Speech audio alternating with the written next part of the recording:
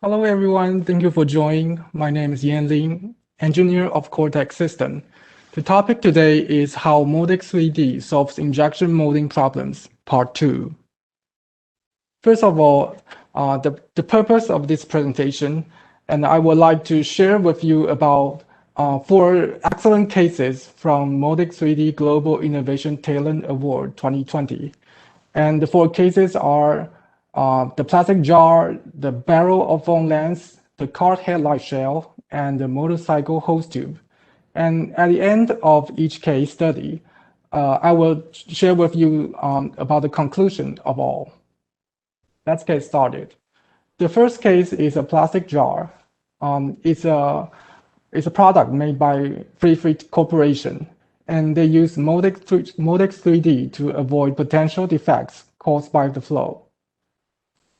The plastic jar is a household product.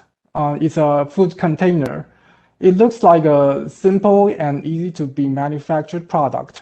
However, Free Corporation, they faced severe wheel line and air trap and surface defects on their product, which leads to 100% defect rate. And about their mold design, it's a single cavity with a hot runner valve gate system.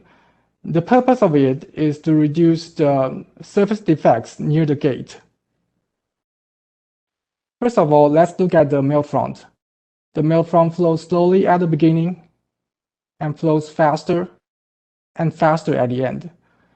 And please notice that the melt front is not balanced, and it leads to wheel line and severe air trap happens on the center of the core mold.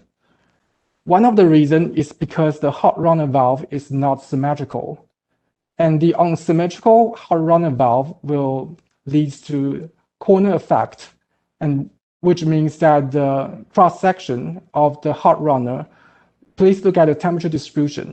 It is not even. And as you can see, the temperature here is higher and the temperature here is lower, which means the temperature higher region has lower viscosity, and with lower viscosity means the plastic flows faster. Therefore, you can see the melt front is not balanced.